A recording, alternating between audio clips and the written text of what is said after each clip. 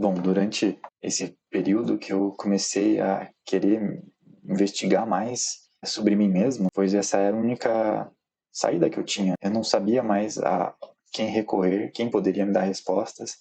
Eu só poderia tentar encontrar as respostas que estavam dentro de mim mesmo. Então, eu comecei a analisar as situações onde eu estava, o meu contexto, a forma como eu me relacionava com as pessoas, o jeito que eu tratava elas, o jeito que eu ouvia elas, o jeito que as outras pessoas se tratam, dado o contexto que elas estão, né, as suas histórias, o jeito que elas são, como elas se comportam, elas se vestem, como elas se expressam, como em determinado ambiente nós somos de um jeito e em outro ambiente somos de outro. Tudo pensado a partir de detalhes sutis da realidade, onde a gente passa muitas vezes despercebido, mas que podem ser grandes professoras se a gente está tentando entender quem nós somos. Então, o autoconhecimento, para mim, é parte muito disso, desses detalhes das situações que a gente se encontra e como a gente reage nesses momentos a partir daquilo que a gente tem dentro de nós, que nós reconhecemos quando a gente tem um ego inflado, nós respondemos a algumas situações, muitas vezes de uma forma que não é o que a gente realmente queria, né?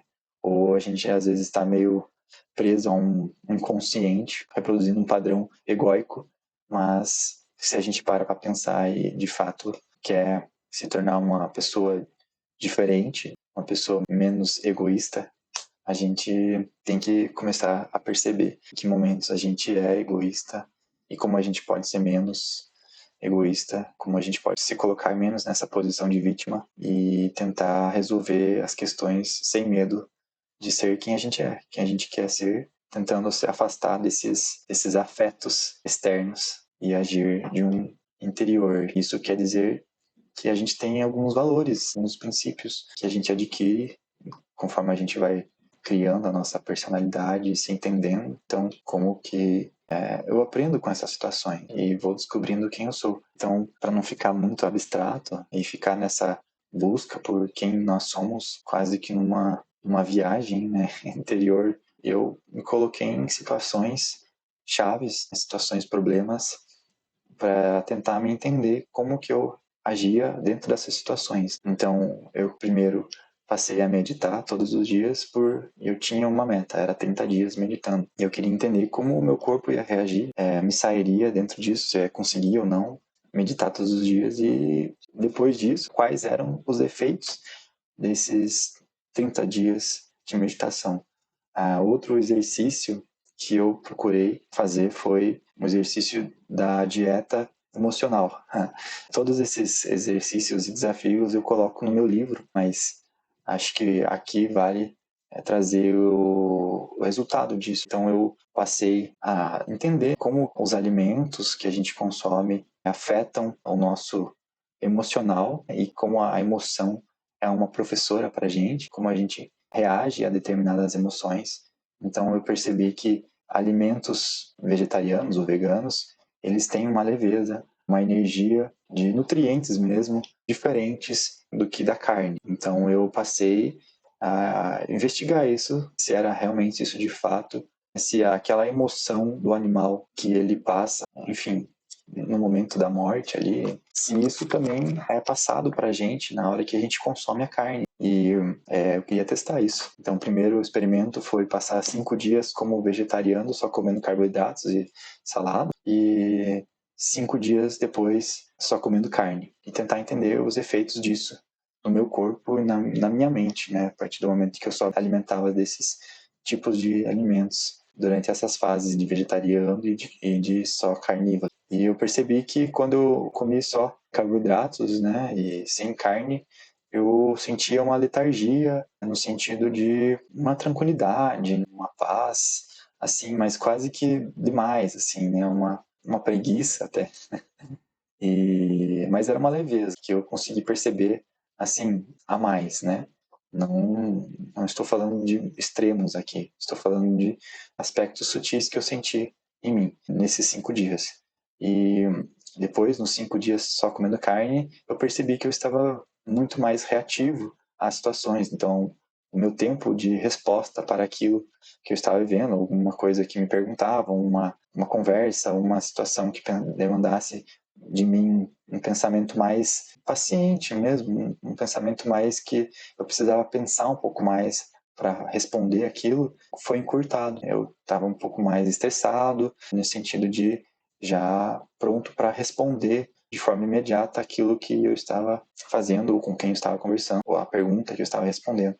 Então eu consegui perceber isso e eu utilizei disso como eu falei, como um experimento emocional, né, de tentar entender como o meu corpo reage a isso e como o que eu consumo afeta quem eu sou. Então, por isso, uma filosofia do autoconhecimento a partir de exercícios psicológicos, emocionais diante das situações do dia a dia. Não tem nada de especial nisso. Qualquer um pode fazer e perceber por si mesmo. E outros exercícios que eu fiz foram de um afastamento das redes sociais, que eu queria entender quem eu era fora das redes sociais. Então eu passei uma semana inteira sem entrar no Instagram, Facebook, coisas assim, para perceber qual que era o meu nível de dependência a esse tipo de tecnologia mesmo, né, de ficar ali na curiosidade de ver o que está acontecendo no mundo, o que os meus amigos estavam postando, quais eram as notícias e como seria viver uma semana, digamos assim, afastado de tudo isso,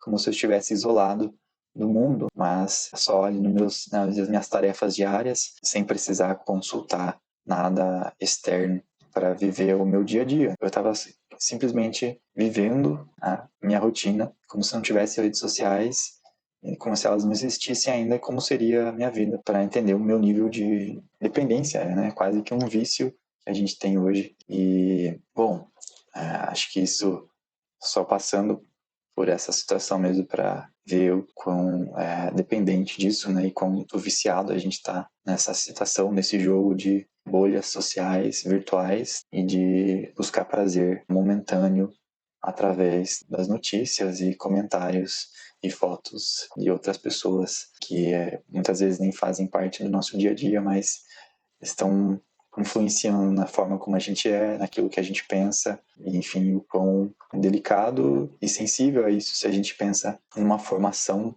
pessoal todo santo dia ali acessando essas informações.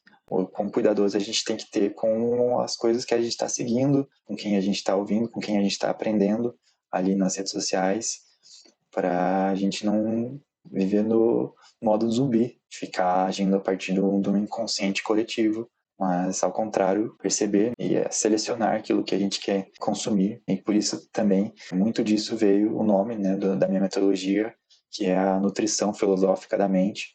Então, eu acredito que as informações que a gente consome vão formando aquilo que a gente é. E se a gente quer uma mente saudável, a gente precisa consumir informações saudáveis, não só alimentos saudáveis, mas também cuidar com qual informação a gente está lidando todo dia. E, bom, é isso sobre alguns exercícios psicológicos, emocionais que a gente pode se colocar, que são bem simples, mas que pode servir como um laboratório de pesquisa sobre si mesmo e como a gente lida com essas situações e como a gente se reconhece e a partir disso a gente toma consciência disso e aí não tem mais volta. Então, agir de uma determinada forma é sempre uma escolha. Então, você vai ou sempre cedendo àquilo que você não queria ser e vai se anestesiando, talvez, se conformando com isso, com essa comodidade, ou você tem que fazer pequenos esforços no dia a dia para mudar e a sua rotina se tornar uma coisa mais interessante, mais próxima àquilo que é o que você quer ser, que você quer se tornar, onde você quer chegar. Então é um desafio mesmo. E eu recomendo todo mundo que vá para a prática. Se a gente fala de autoconhecimento, sair um pouco da teoria e aprender com o nosso corpo através das nossas situações diárias mesmo. Então é isso.